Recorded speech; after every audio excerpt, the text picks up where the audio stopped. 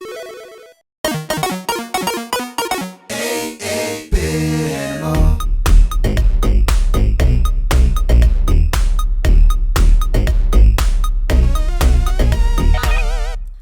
you doing, good people? This is the 8-Bit Animal, and today we're going to talk about another one of those games from Epyx. This time, well, for the second time out of the 3 that they published on NES, this one's published by Milton Bradley. Now, earlier this year we talked about Winter Games. Winter Games is an unplayable mess. It's a shamble of a video game. Years ago, during the summer of 8-Bit, I want to say the 3rd year, I talked about World Games, which featured some unconventional sports like cliff diving, sumo wrestling, log rolling, stuff like that.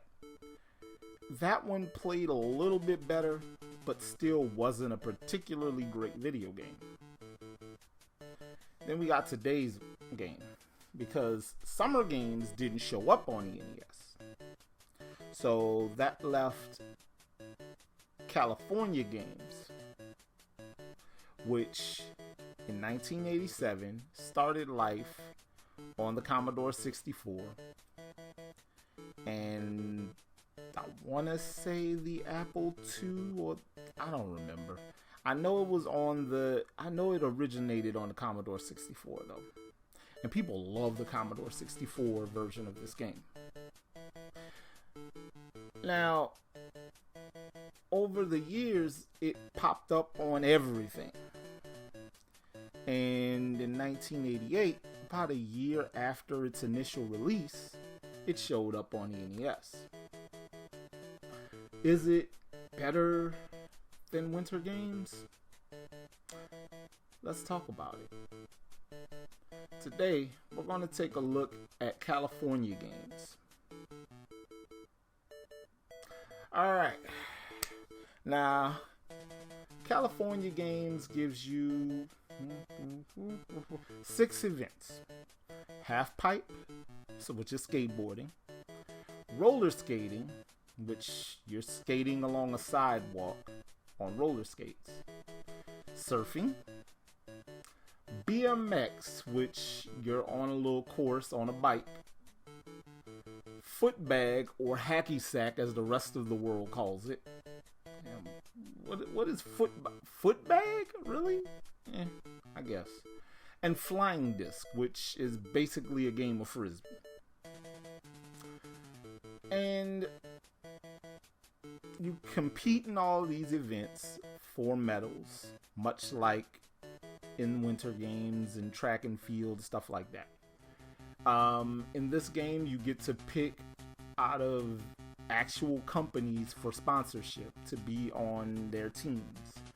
Everything from Ocean Pacific to Kawasaki to Santa Cruz Skateboards to Milton Bradley. They all have team representation in this game.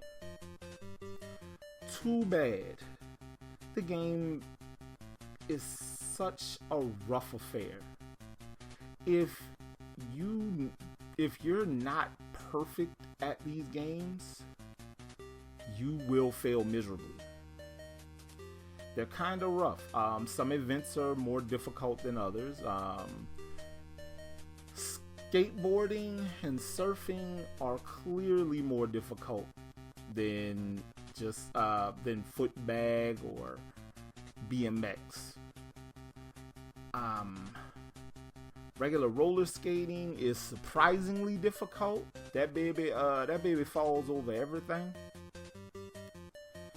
And I don't know, I will say this, at least it's not as rough and just frustration inducing as California Games 2 that showed up in its original format on DOS. Because that game got funerals in it. Yeah, it's got funerals and morose music in it, but I digress because we ain't talking about that one. California Games on the NES, it should be a lot better. Especially considering that Rare developed it, but at the same time, this was Rare in 1988, who kind of bounced back and forth between mediocre and just absolutely frustrating at times. We got some shining examples of what they were capable of at some point, though. But yeah, this was one of them games where, you know, Rare just they tried but couldn't quite get it. Now, if you decide you want to get yourself a copy of California Games on the NES, you can find copies ranging in price from like $3 to almost $25 for a loose cart. And if you pay over, honestly, if you pay over $7 for a copy of California Games, we might as well stamp Boo Boo the Fool on your forehead, because nah, you shouldn't be paying that much for a game that you can get for $3.25. You hear me? Don't do it to yourself. Also, this game showed up in more graphically impressive iterations on the Genesis and Super NES. As far as consoles and other computers, you know, if you're looking for a classic PC iteration. So there are lots of ways to play California Games, and a bunch of them are probably better than the NES port, sadly. But this has been the 8-Bit Animal, and I'll catch you beautiful folks tomorrow.